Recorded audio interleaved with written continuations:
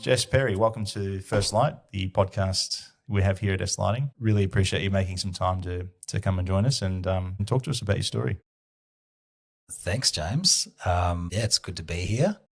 I've known you for a long time, so I know that this is one of your little passions that you've been wanting to do. It is, mate. It is. So we're just going to start with, some people know you, some people don't. So let's maybe just tell us a little bit about Jess Perry. Wow, Jess Perry. Okay. Jess Perry grew up in Melbourne till he was about 10 years old, and then we moved up to the country. I've always had a passion for, I guess, creative endeavours, which brought me into lighting about 21 years ago now. And I've loved getting into this industry and becoming a lighting designer and now running a lighting practice in Melbourne. Yeah, I reckon you're going to learn a little bit more about me as we go through this podcast. Good stuff, mate. Now, before lighting design, though, you were in industrial design? I studied industrial design, yes. Yeah. So at what point what drew you into lighting? That's a good question. I would say that I was never drawn into lighting per se. As I said, I grew up in Daylesford, and I'm probably going to start back there because even from a young age, I was really interested and had a passion in creative endeavours, I guess, whether that was drawing or in Daylesford particularly.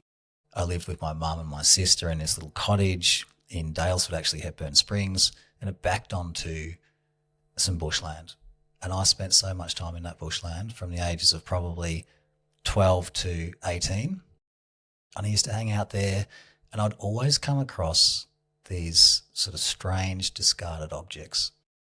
Furniture, car parts, old bottles, suitcases. There were so many suitcases out in the bush. I don't know how they got there, but they were like little treasure items because, you'd open them up, you wouldn't know what you're going to find.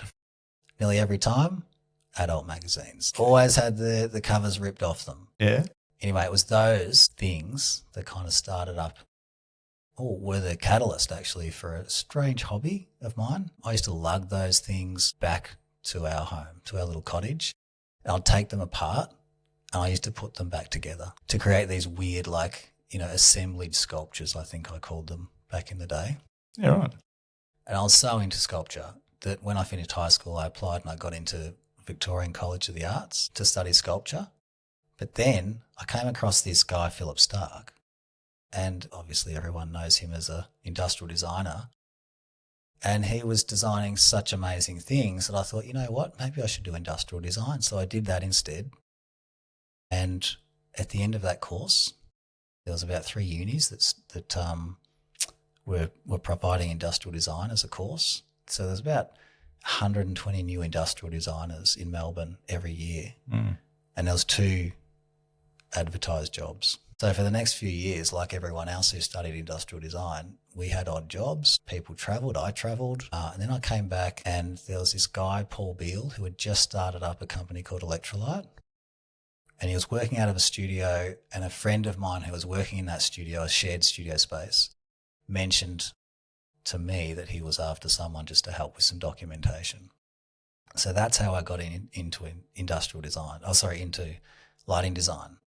And the more I was in it, the more I was learning about it, the more I started to, get this real sense of satisfaction from undertaking these designs. And it very much was equal parts creativity and practicality, or feature and function. And that just kind of clicked with the way my brain worked. And that same sense of satisfaction is what I got from making those little sculptures at home. So once I started to get that feel, I knew it was the right thing for me to do. Wow. Yeah. So literally, I think most people fall into lighting somehow, and that was your gateway drug. I fell into it, and it just kind of clicked with what I enjoyed doing. Yeah. I mean, before that and back at school, I didn't know that lighting design as a profession existed. I don't think many people know it exists now, but I absolutely love it. It's one of those things, isn't it? You meet somebody and, what do you do? I'm a lighting designer. What's your answer? Because it's something not a lot of people know. Yeah, I always preface it with architectural lighting designer. Yeah. Because people just assume it's stage lighting, theatrical lighting, which it's not. I'm not on that type of scale. So yeah, I always just say I'm a architectural lighting designer. I work with architects, interiors, developers to come up with lighting schemes that support the aspirations for their work. And I think that's what we do. And then people usually don't ask any more questions. But if they did, they'd discover the amazing projects we get to work on, right? Like, yeah, you've worked absolutely. on some phenomenal spaces and projects internationally even. But we'll probably get into it later. But what are some of your favourites, like standout projects you've worked on and had the opportunity? It's a good question. The standout projects probably aren't based around, I received or we received an amazing outcome on the project, although that's nice to see. But they're probably more projects where you've collaborated with, a design team or, on a project where everybody is kind of has the same aim and are open, to getting there. And it's been a really kind of collaborative, creative effort. So yeah, I could give you projects, but you probably wouldn't know them. Yeah, it doesn't have to be like, oh, it's this whiz bang building or this place. It's just that whole ticks every box, felt good, it scratched that itch for you. So. Yeah. In actual fact, I'd say that the bigger the projects and the ones that sort of most people would recognise would be the ones that, you had to fight hardest for your ideas as well. Yeah. And was there a time when you started off 21 years ago and you were working with Paul, was there a moment where you went, wow, I think I'm going to dig in here. This is awesome. Like, I can really see myself doing this for a long time. Yeah, and it was that moment where I started to feel that same sense of satisfaction from the work that I got from, dabbling away at my sculptures. And when I used to do that back in Daylesford, I didn't do it to show anybody. Like, close family knew I did it, a few friends knew I did it. They just thought I was weird, But now I get to, use light as a medium to create these, beautiful environments. And I don't have to lug it through the bush, It's a win-win for me. And that learning curve, what was, obviously you started doing little bits and pieces and then you have to learn the craft. And I mean, there's a lot to learn. There is a lot to learn. And Paul, to his credit, threw me in the deep end very early and, kind of forced me outside my comfort zone in all kinds of aspects of lighting design. The technical stuff was stuff that I felt comfortable with. The ideas, coming up with the ideas I felt comfortable with at an early age. It was all the other things that go into lighting design that perhaps I didn't feel so comfortable with. And that was, presentations, it was project management, all of those other things that are important. So, sure.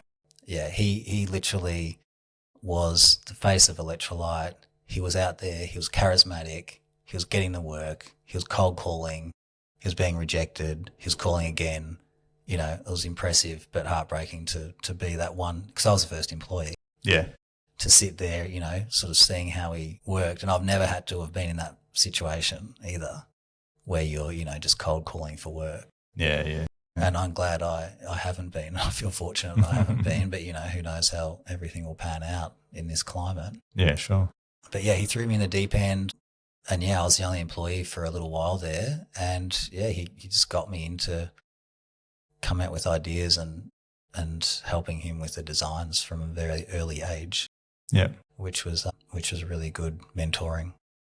So just to clarify, lighting design, you do lighting design for people who don't know, but you have crossed over and designed light fittings as well in some projects.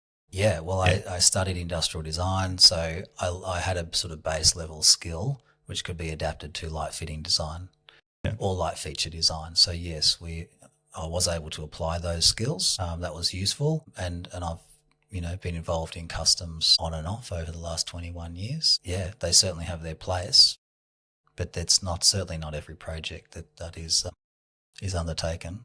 Yeah.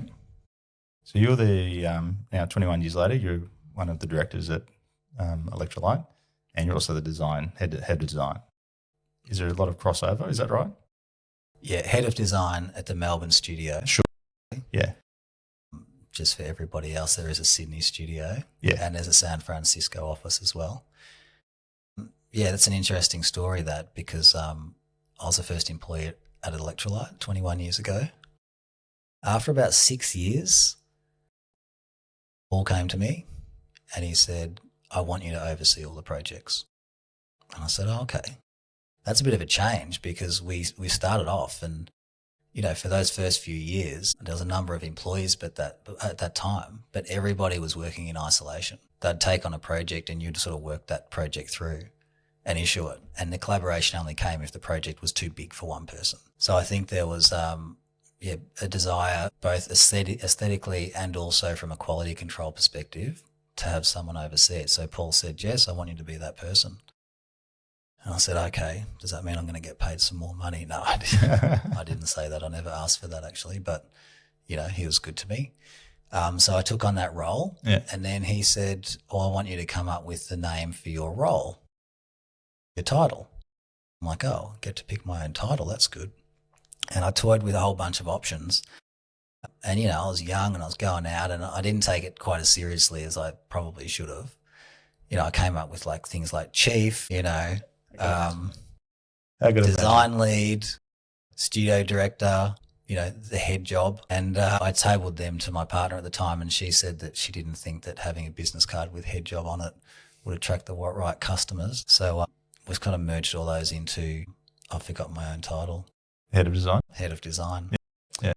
And that was the reason, because that's what I was doing. I was kind of overseeing all the designs.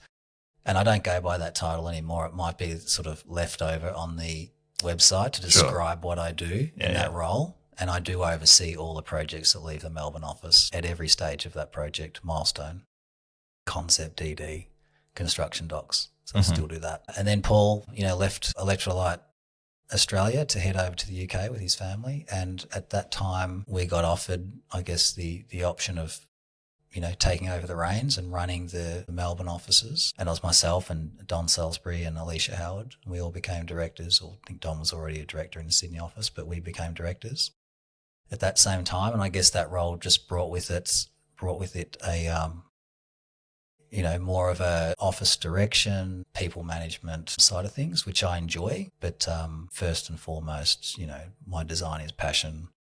My training that I've had is in lighting, and that's still my focus.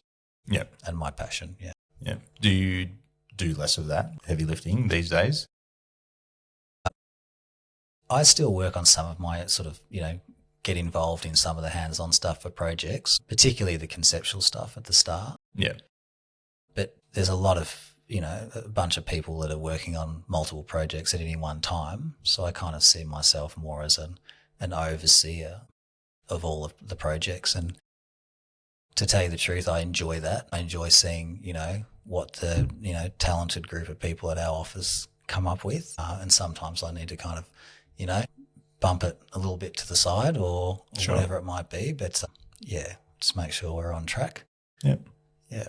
Good. Because that's probably the only thing with, as you go through the ranks and you going to enjoy doing the design, and that's the stuff that makes you feel good. When you have to focus on something that's not great, just maybe people management, you enjoy it, but sometimes you actually really want to design. I still get my fair share of design in my work, and that's what gets me up in the morning. That's why I feel fortunate and excited to go to work, every day. Yeah. Because of the design, not because I'm a director. So you mentioned your offices in Sydney and San Fran. Big company. How do you think Electrolight does things differently to perhaps your competition or to other designers? Yeah, it's a good question. I think that at Electrolight we've always had a focus for just being, present with the projects we're working on and giving it the consideration and the time and the thought that it needs. And if we do that for every project, we usually get a pretty decent outcome. And through that method, we've been able to develop some really amazing relationships with like-minded clients, and we haven't really focused too much on what our competitors are doing. And I do keep an eye out, just whether it's on Instagram or other socials, to see what they're designing. And there's some amazing lighting designers around. And some of the work they do is very inspiring, but we don't really let it influence us. I think we just focus on what we know we need to do, and that's work for us. And, we've managed to pick up some recognition through awards by doing that as well. Yeah. Do you cross over much with the other offices? Sydney, yes. Yeah. Whether it's a collaboration on a project or, helping out each other with work as required. San Fran less so. Their market's very different over there in the US. They have their own team. They tend to sort of do the things a little bit different in their way compared to us. I mean, Melbourne and Sydney, while we're both in Australia, Sydney is very different from Melbourne as well, both in a design style, I would say. Absolutely. And even how projects are run, it Yep. seems. So when you're running a project, when you start a project, what's the process? We start with the architecture, or we start with the concepts, or how does it work? Can you just take us through how that might? Yeah. I think with a lot of design industries, the process is pretty similar, whether it's architecture, interior, or landscape. The most important thing of working on a project is getting a very clear understanding of the aspirations and the requirements of that project. Then you take all that information and you do some high level thinking, inspirational thinking to come up with ideas. Once those ideas are approved, you work out technical solutions to try and achieve them and document and model that accordingly. It doesn't change regardless of the project.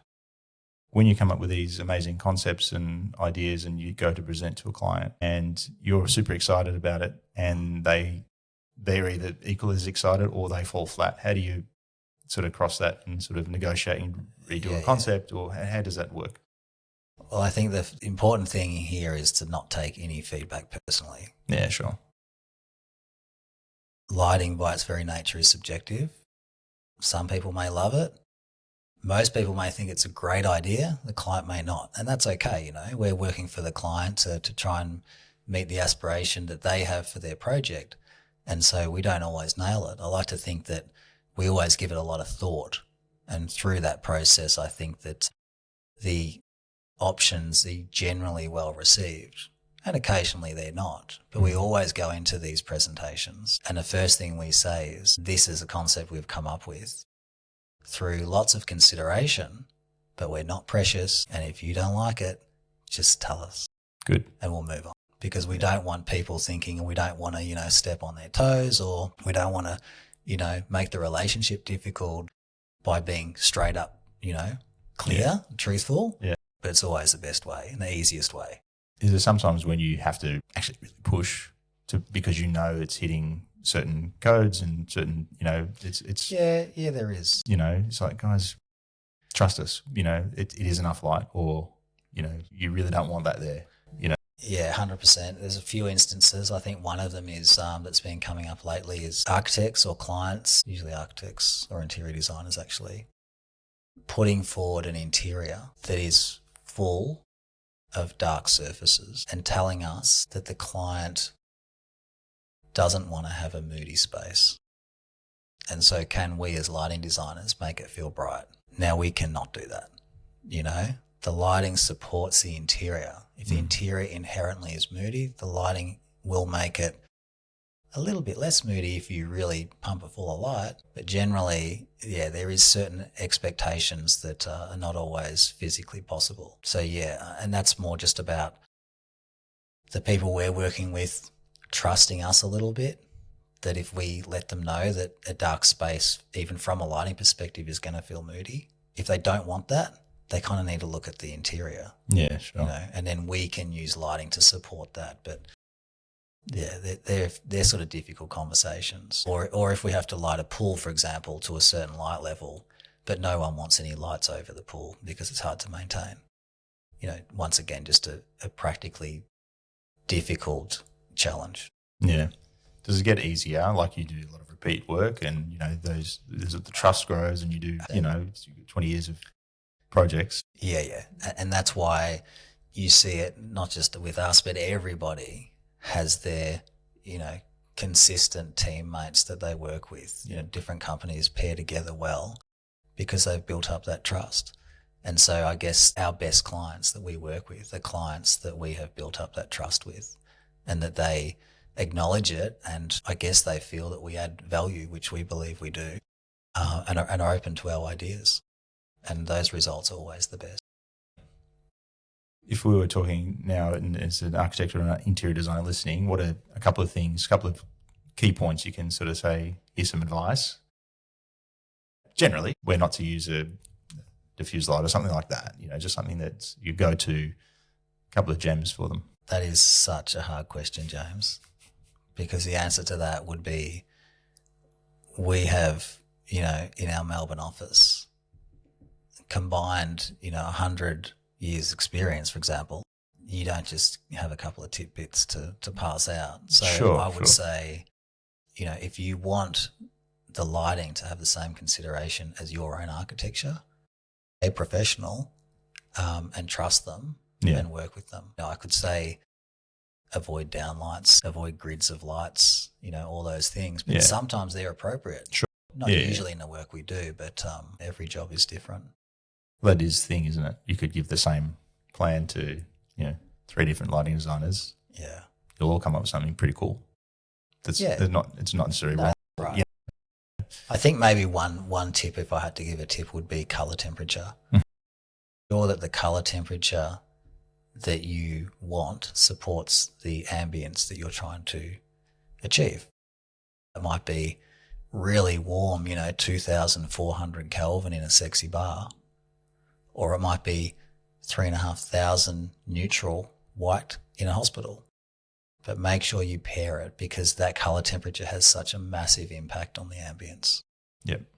We do little tours here, and I think that's the biggest thing when we sort of take them through some different colour temperatures, talk about colour rendering, and these things are massive. It's such an impact on the project. They're technical. And unless people, see the difference with their own eyes, it's hard to imagine, on paper, the colour temperature of 85 CRI versus 95 CRI. It's like, hang on, the lower one's cheaper. I'll just go with that. Well, actually, let's understand what the difference is. Yeah. Do you do a lot of that? Clients you haven't worked with, new clients, do you tend to go through that a little bit? We, in our conceptual sort of report that we put together for every project, we always identify the colour of light that we would recommend. We don't get into the CRI too much unless it was something like a gallery and ultra important, but we do have our own minimum standards at Electrolight. So we would never specify something under 80, and ideally it's 90 CRI. And for those of you who don't know what the hell we're talking about, CRI is colour rendering index, and it's a value out of 100 to determine how well the light that comes out of the light fitting represents a number of or all different colours. So you might find a low CRI might make your red T-shirt look pink, for example. Yep. Yeah, so if you want to be true to colour, go high CRI. They're the little gems we need, mate. They're the little gems. And I think the one that it's not unusual now, but dimming is, kind of people did dimming in a few areas, but these days it doesn't hurt to have a dimmer. I agree. Totally Anywhere agree. you can, because you can really change a mood very, very quickly. Yeah. Yeah. Well, I think what we know as lighting designers and as, just everybody else who goes outside, goes inside, is ultimately the lighting doesn't have to be as bright at night. If you don't have dimming, you kind of need to pick, do I want it to look good at night or in the day? If you have dimming, you can have it look perfect, at all times. Great lighting design, it kind of goes unnoticed if it's that good. You walk through a space, you're not sure what you're feeling. There's something about it. And is that, that's kind of what you want, right? That's the idea. 100%. If no one notices what we do, we've done our job, yeah? Yeah. It's an interesting one. I wouldn't call it great lighting. I'd call it considered lighting myself. In my opinion, the best outcome that we can hope for is to design a space where if somebody is within that space, they can't really tell the difference between, the architecture, interior, the lighting. It all kind of blurs and works together beautifully. And that might be lighting that, softly washes feature materials or textures, to enhance the environment, the visual environment. I think lighting that is the opposite of great, terrible, everybody notices that. It's true. An observation I've had is it's nearly always the light fittings themselves that people comment on. Whereas the considered lighting or great lighting, in a lot of cases, those light fittings aren't even noticeable. They disappear completely. They disappear. Yeah. At least that's our approach in a lot of instances. Is that you start off with trying to do that, right? Are you only using direct light where you really, really need it? In most cases, would that be fair? Yeah, 100%. We have obviously layers of light. Anything that is not needed to be seen, we try and conceal it from view. Yeah. Yeah. I guess what we know is that, lighting has the ability to influence how a person experiences the space. That's light does, not light fittings. Correct. Let's work with the light and try and hide the light fitting is, I guess it's a philosophy that we've used for a while. Yeah, unless they want to feature pendant, and then that's becoming part of the space and the architecture. Which, James, you sell some beautiful pendants, and we certainly wouldn't want to try and hide those. No. Thank you. Exactly. Yeah, exactly. Yeah. But all the stuff that is not meant to be seen, it's not necessary for it to be seen, try and hide it. Yeah. And then you can focus on those beautiful feature pendants or wall lights or table lamps that you want to put in that are designed for people to see because they are beautiful objects. So at the end of the design, you approved and the project gets commissioned and it's done. You offer the service and you go back later and you tweak and aim and commission the project. Yeah, well, normally it's not commissioned and done. Normally that is the part that we're involved with. Straight after this, I have to head off. I have to go to a project which is an office space where we worked on, common areas, breakout spaces, reception, first point of view for clients. So I have to go there. It's all installed. It's all working. I have to go there, set the dimming levels for every layer of light that we have in that space, pick the color temperature for all the tunable lights, check light levels where required, and bring it all together. And that process at the end there, compared to if you didn't do it, I would say adds, 50% of the impact at the end. Like that is a stage you cannot just say, you know what, let's just leave it all at 100%, it will be okay. Does the client often come with you on that walkthrough, or do you explain why you're doing that? To tell you the truth, the client may turn up and may be there, but often not. I think often not is because it takes a long time and they want to hang around, So it might be over a few days that we commission a project. On a big project, a hotel, for example, it might be a week. Yeah. We're working through every space. We're sitting there with the programmer. We're grouping lights. We're dimming lights. We're having multiple scenes throughout the day and evening that automatically transition to create the best ambience for every, daylight or nighttime scenario. And I don't think most clients want to sit through that. What we do say is that let us go away and set it. You go and have a look at it. If you feel something needs tweaking, let us know and we'll come back and tweak that. Yeah. And I don't think a lot of people know that, it doesn't just stop at the design, you guys are done. This is the whole full circle, right? You go 100%. This is where the hidden service comes in. Nobody really knows that. Yeah, it's not hidden in the fee, but it's outlined very clearly. There is a couple of projects where we don't get involved in the final commissioning process. Maybe we're asked to put on hourly rates and someone wants to save a few dollars at the end, and that's disappointing, but, everyone to their own. And it kind of depends on the project too. Like certain clients, like we were talking about earlier, if we have a relationship and a trust there, they'll always get us in because they know the importance and see the value. If it's a new client, particularly maybe somebody designing a resi house, they might not engage us for that last process. That's happened on occasion. That's okay. We'd never see it to know any different, but yeah, we imagine that it could be improved. And sometimes when you have an idea and you've got the concepts, a little bit of a leap of faith still, even with all your experience, you try and do a mock up and you try and, there's always I hope this works. There's learning from experience, and we don't want to sort of fall into a cookie cutter situation where we just reuse the same ideas, although when ideas do work well and it's appropriate, it makes sense to use them. But every project has, a bunch of new ideas or new technical solutions to try and achieve those ideas. And I think you get to know from experience what does work and what doesn't. Yeah. But yeah, there's always some little ideas in there that you're kind of keen to see how well they worked out. Going to site is what sort of proves it to you. And that's right. I'd say that out of the whole process, seeing it at the end is probably the biggest learning experience. And also the reward, right, for you. Yeah. You work sometimes months or years on a project. Yeah. And you get to the end, it's like, you get to walk through it. And that's, walking through your own work is pretty cool. It's pretty cool. And I guess we're fortunate that because we just do lighting, we are always working on a number of projects at any one time. So it's not like, an architect who might work on one project for 6 years, we're seeing our work completed, lots of different jobs from, small jobs to sculptures to houses to bars, and then some of the bigger projects every couple of years, but we're always seeing some kind of finished result. Yeah. So you do get that reward. Yeah. That's good. And as far as bringing on new clients or, would you spearhead that, or would you give it to the team and say, hey, who's excited to work on this project? Is like something exciting comes along? If we've already got the job? Yeah. Well, I guess that's part of the job that I have at myself and Alicia at the Melbourne studio, is that we delegate the work out to different staff. Yeah. And all of our staff have different strengths.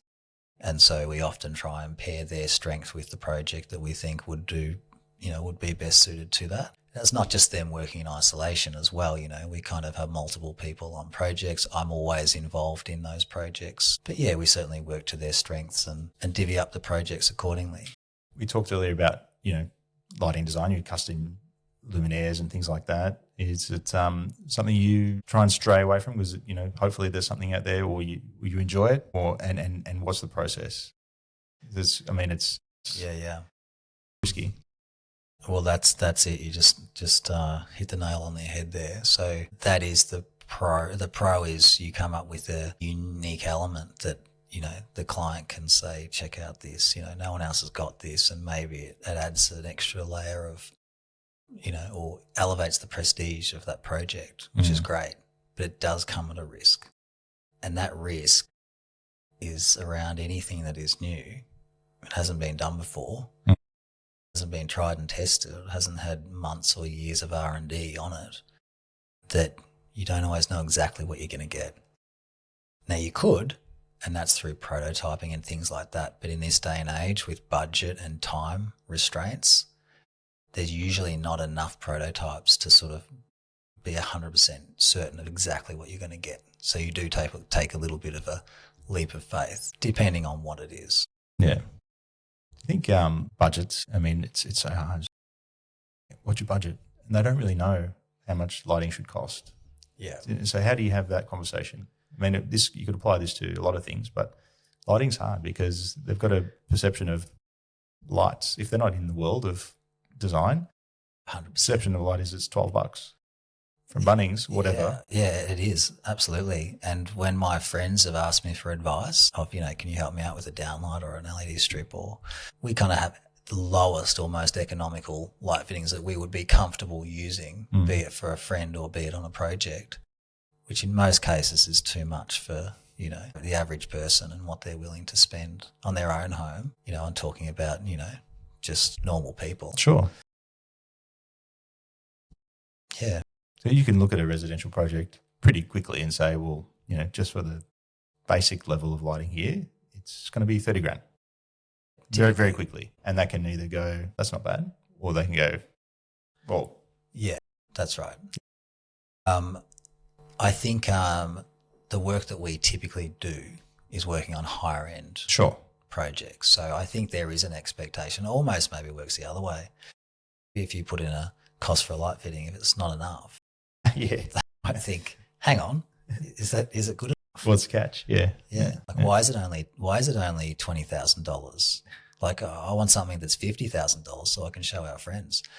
But not always. That's, come up on occasion. But that is the mentality sometimes of homes that are, very high end. Yeah.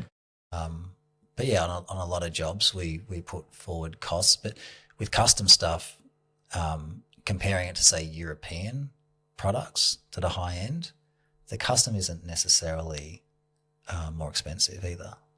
Yeah. Even when you take our fee out of it, that we need to design it.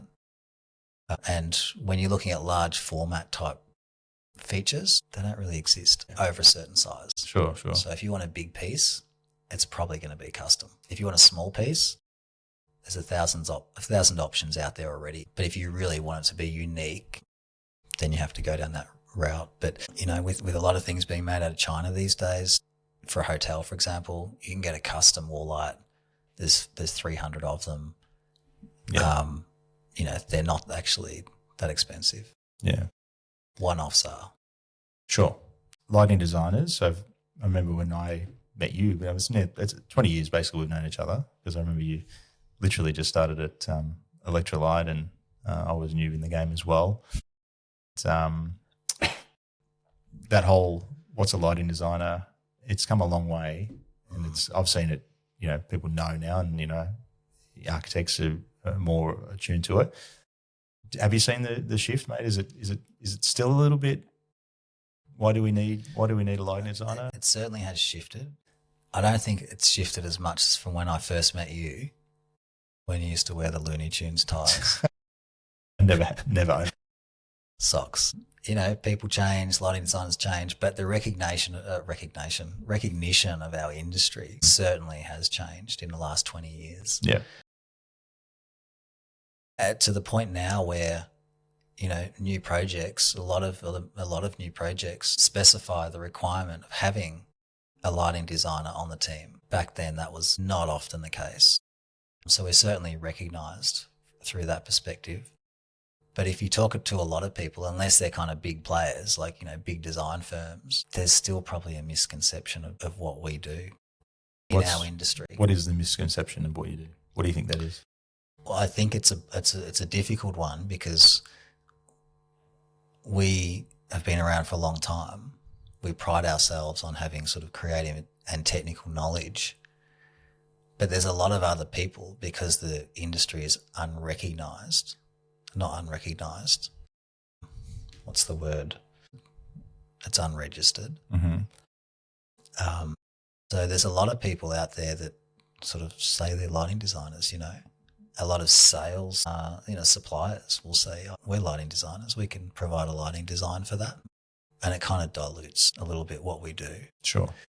But it is a requirement now for a lot of jobs to have lighting designers. And as a result, a lot of the big services firms now have a lighting design department, which means there's one person who does lighting, and they could be a gun, or they could be somebody who is quite junior, but they still have a lighting design department, so they can pick up some of these jobs. So it's hard to navigate, but I think a lot of architects probably still don't know the difference between a sales rep doing a lighting design for them and an experienced lighting designer with education in that field undertaking that process.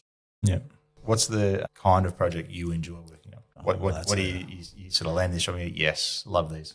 Yeah, well, that is a good question, and that is one of the perks of being a director. Yeah, get all the good stuff. Oh, that I can delegate the stuff that, doesn't interest me as much to other people. Yeah. But, I think as a lighting designer, even someone like us who's been around 21's worked on some amazing projects, we still get like run-of-the-mill jobs, Sure. Car park here or, Car parks? Well, but yeah, we still get some pretty standard jobs that probably don't have the budget or the need to come up with something too creative. They literally, people may just want a practical solution. Yeah. And that's not as exciting. But, you kind of just have to try and see the positive in each job and still give it care and build your relationships and, move on to the next one. The advance in tech for not only lighting, but now AI and, concepts and all that sort of stuff. Have you thought about it? Have you gone down the rabbit hole yet? How's it impacting you? I mean, it was a big topic, 6 months ago, just everywhere, not just lighting, just talking about AI and it's going to change the world. I think with any creative industry, I think that's, obviously good for us in that it's hard for AI to come up with a solution where the solution differs every project. If it was a grid of downlights to meet a certain light level, great. So engineers, watch out. But when it's different every time, I think it's going to take a bit of time for AI to, if it ever sort of gets there. AI can certainly be used by us. Yeah. For presentations, for visualizations, for coming up with visualization of images. I've looked into that a little bit. There's some people in our Sydney office, they use it a little bit to create images. I haven't found it amazing yet, but I haven't, delved too far. And I like doing my own visualization. So maybe I secretly hope that maybe it's not there and I've stopped my delving because of that reason. Good. And what about lighting technology? It was very, very slow at the start. 20 years ago, we were stuck with, metal halide and, halogen. In the last 20 years, it's just gone, gangbusters, and we're getting new releases every week. Yeah. How do you keep up with that, and how does the team keep up with that? Yeah, that's a good question. One thing that's come out of it is that we don't keep catalogues anymore because they're out of date before we can use the light fittings. Everyone uses the catalogues that we did have as computer stands, which we have to be mindful of when we have suppliers come in. Sometimes we have to switch out which catalogues we're using there. But we don't take on new catalogues anymore. We haven't specified a non-LED type of light fitting for over a decade. So everything is LED. There's so many brands out there. I think it's just about, through experience, using the brands that have, good support locally, that have, good efficiencies, all the things that we would look into, good light fittings. And you have a handful of light fitting brands that you kind of go to, and you constantly get updated on new releases and things like that. If it was up to suppliers, we would have 5 people in our office every day, so we have to also limit who we see. Yeah. Because there's so much stuff out there. But I think you get pretty good at looking at websites, looking at brands, and knowing whether they kind of suit what you do as well. Any advice for a young creative who might look at, or has never maybe considered lighting design? Something that, you might say, have a look at it or check out our website or something like that. Yeah, that's a tricky one. Just like me, I didn't know it existed, and here I am. While I'd say, like you mentioned, lighting is sort of equal parts art and science. And if your brain's kind of wired that way and you like the challenge of, problem solving and then sort of pairing it with the technical aspect, if your brain's wired that way, then check us out. You might find it's a potential career path. If light could consistently make people feel one thing when they walked into one of your projects, what would it be? I'm going to answer that, James, with the most boring answer to finish off this podcast, because I've thought of this type of scenario before. And it's got to be like comfort or, thoughtful or whatever it might be. But the problem with that question is every job has a different aspiration for the lighting. Absolutely. And I wouldn't want to say I want the lighting to feel like subdued and sexy like I would in a bar when you're walking into a hospital. Sure. But you do want it to feel appropriate for the expectation that you have on the environment that you're going. Yes. Bar, subdued and sexy. Restaurant, theatrical and warm. Yeah. Hospital, cool and uniform and sterile. Yeah, so there's no one. You might want to say you always want it to at least feel considered, and it always needs to be feel considered. Yeah, because every space is different. It needs to feel comfortable. Yeah. Regardless of what ambience you're trying to create, it's usually around comfort and supporting that ambience. Yeah. Yeah. So what a boring way to end that. No, it's fine, mate. It's also like, you go to a lot of places, you're out, and it's the thing that you do. You're out, you're checking out lights. So, you're also always looking at this stuff. That's true. And that's probably one thing I would say to anyone who wants to get into the industry or considering it. Mm. If you become a lighting designer, you will never enjoy a meal in a restaurant again. Yeah. Good. Yes. Thanks so much, mate. It's a pleasure having you on, mate. And we'll continue to work on. Maybe we'll get you on again sometime. Great. Thank you. Awesome, mate.